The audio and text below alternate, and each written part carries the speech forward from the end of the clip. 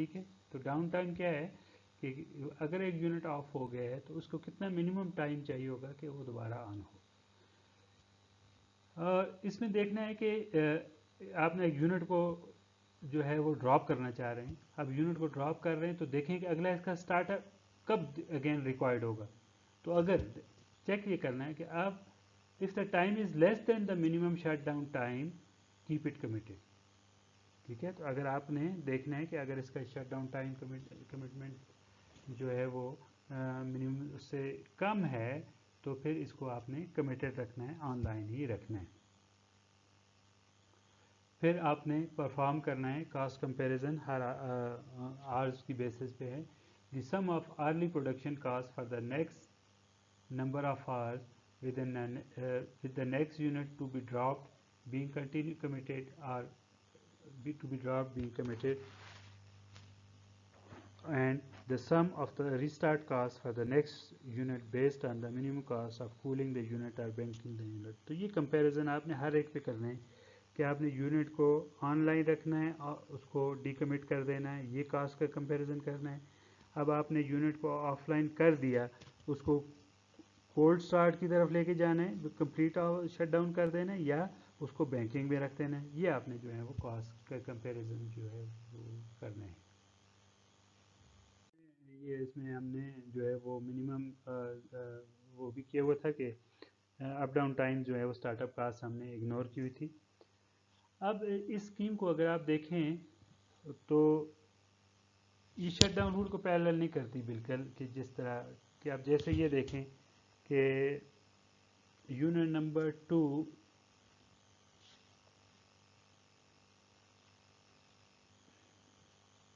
अगर वो shut down scheme होती तो हम ये देखते कि कौन सा यूनिट जो है वो शट डाउन हो जाता, उस अकॉर्डिंगली वो हम देख लेते।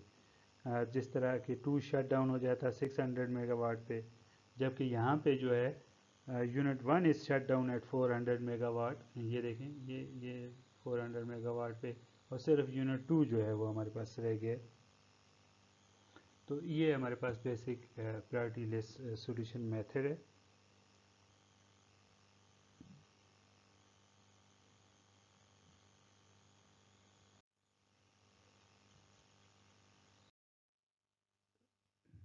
ये अभी हम नेक्स्ट जो पढ़ेंगे unit commitment by Lagrange relaxation. ये सिमिलर जिस तरह आपने उसके लिए लेग्रांज फंक्शन बनाया था इकोनॉमिक डिस्पैच में, उसको उसी तरह है, थोड़ा सा जब चीज़ें डिफरेंट होगी। इसे dual variables and dual optimisation problem. तो हमारा जो प्राइमल प्रॉब्लम होगा वो क्या होगा कि हमने अपने फंक्शन को मिनिमाइज़ करना है कंस्ट्रेंट को देखते हुए, और then we will develop a Lagrangian function. Lagrangian function आपको पता है कैसे बनाते हैं, जिसमें लेग्रांजियन मल्टीप्लायर होता है जो आपके उसके कंस्ट्रेंट्स को कंसिडर करता है। अब हमने ये करना है इसमें कि डुअल ऑप्टिमाइजेशन, इसका थोड़ा सा बैकग्राउंड आपने उसमें दिया हुआ है, उसमें आपने ज़रूर देखना है अपेंडिसेस में, इस फर्स्ट थर्ड चैप्टर के भी है और यहाँ पे भी है। तो हमने x1 हमारा जो डुअल जो प्रॉब्लम है वो ये फंक्शन ये है कि हमने मिनिमाइज़ करना है एल जो जिसके जो वेरिएबल्स हैं x1 x2 और लैम्डा, जिसमें हमने सिर्फ ये x1 और x2 के थ्रू इसको मिनिमाइज़ करना है फंक्शन q लैम्डा को। और फिर हमारा जो ड्यूअल प्रॉब्लम है, हमने q प्राइम डेल्टा फाइंड करना है, लैम्डा की टर्म्स में हमने देखना है उस फंक्शन को जो है वो हमने मिनिमाइज़ करना है।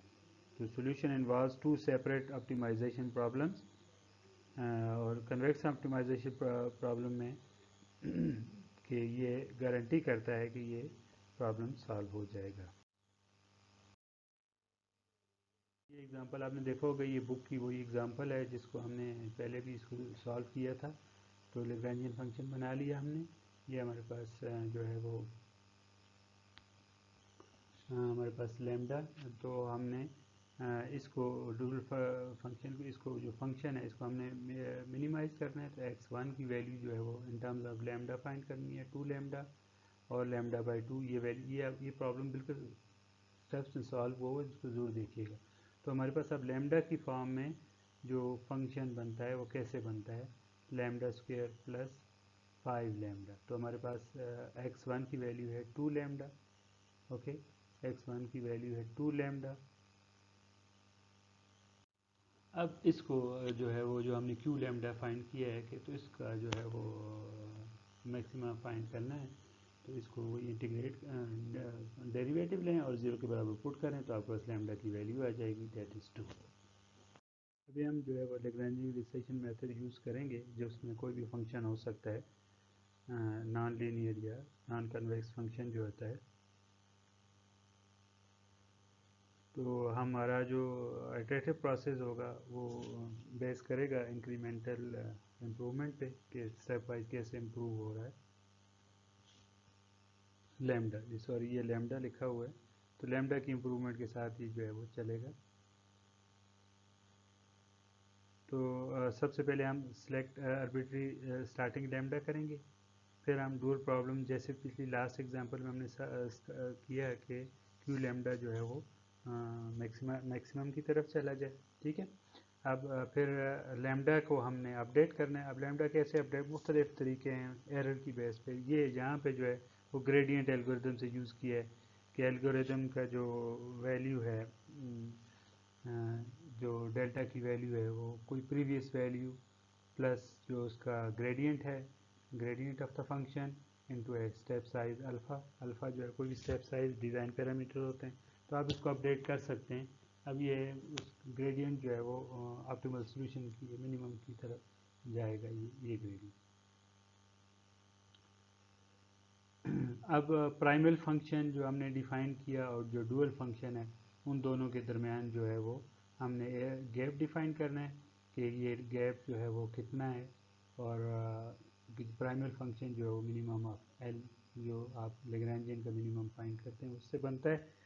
तो ये गैप जो है वो आपने जितना कम होता जाएगा आप सोल्यूशन के जो है करीब होते जाएंगे, प्रैक्टिकली टू ज़ीरो।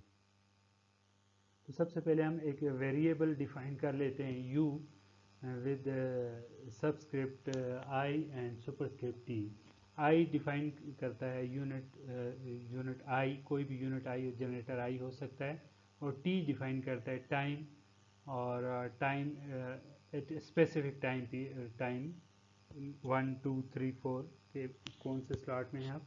तो ये वेरिएबल डिफाइन करता है कि unit is either on or off, unit is committed, if it committed that it is 1, if not committed then it is 0।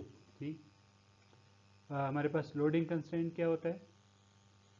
अब अगर यूनिट कमिटेड होगा और पावर जनरेट हो रही होगी, कोई भी यूनिट टोटल पावर कितनी जनरेट हो रही होगी, अगर इसकी वैल्यू 1 होगी तो फिर multiply by that power, then sum of the all generator, ये लोड डिमांड को फुलफिल करना चाहिए।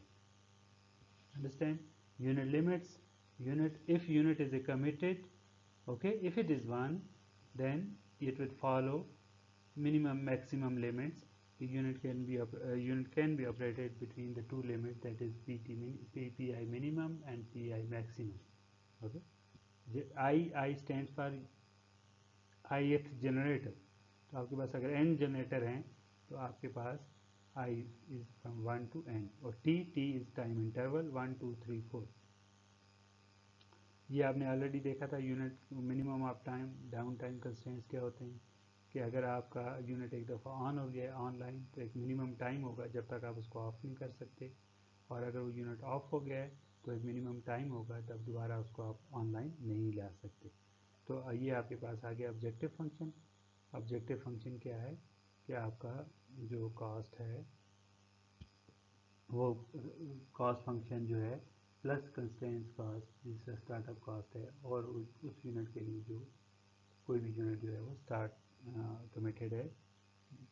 ये आपका एफ फंक्शन जो है पावर का है ऑब्जेक्टिव फंक्शन, और यूनिट के ऑन या ऑफ का कमिटेड और नॉन कमिटेड। ओके,